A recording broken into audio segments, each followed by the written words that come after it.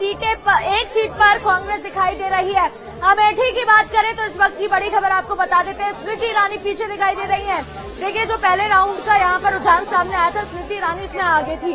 फिर उसके बाद दूसरे, तीसरे, चौथे राउंड में स्मृति ईरानी तभी से पीछे दिखाई दे रही हैं और कांग्रेस की किशोरी लाल आगे दिखाई दे रहे हैं। और लगातार हमारे साथ हमारे संवाददाता जुड़े हुए हैं। राधेश्याम छतरपुर से हमारे साथ जुड़ गए हैं, इंदौर से हमारे साथ गौरव बने हुए हैं, इसके अलावा नीलम भी हमारे साथ जुड़ गई हैं। ज्यादा जानकारी उनसे ले लेते हैं। सबसे पहले मैं गौरव आपका रुख करना चाहूंगी। इंदौर की बात करें तो जब से अक्षय कांति बम वाला चैप्टर यहाँ देखने को मिला, तभी से बीजेपी कॉन्फिडेंट नजर आ रही थी। हालांकि कांग्रेस ने कोशिश की थी नोटा वाले फैक्टर को चलाने की। फिलहाल वहां पर क्या अपडेट?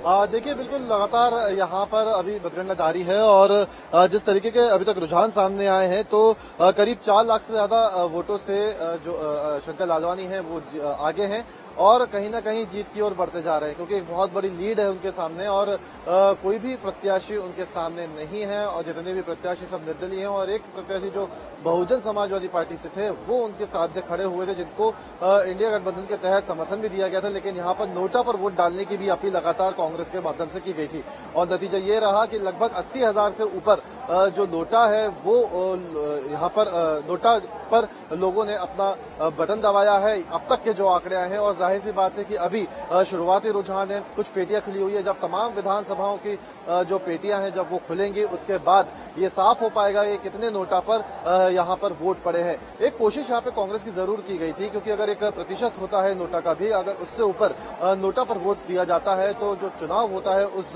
लोकसभा सीट का या उस क्षेत्र का, वहां के चुनाव को निरस्त कर फिर दोबारा से वहां पे चुनाव कराए जाते हैं। हालांकि कोशिश अच्छी थी लेकिन इसका कुछ असर जरूर देखने को मिला है। इसके अलावा मैं आपको बताना चाहूंगा कि इंदौर में एक तरफा जहां मुकाबला है वहां पर ज्यादा उत्साह भी शुरुआत में नहीं देखा गया था, लेकिन ये बात तो साफ हो गई है कि अब इंदौर में जिस तरीके से एक तरफा मुकाबला है, सबसे ज्यादा लीड के साथ जो कैंडिडेट मध्य प्रदेश में जीत रहा है वो एक तरीके से कहा जा सकता है शंकर लालवानी है, क्योंकि इतना बड़ा मार्जिन अभी तक किसी भी लोकसभा सीट पर नहीं देखा गया है। कई लोकसभा सीटों पर 2 लाख 2.5 लाख इस तरह का मार्जिन जरूर देखने को मिल रहा है, जिसमें बिल्कुल। और देखिए, यहाँ पर हमारे संवाददाता लगातार गाँव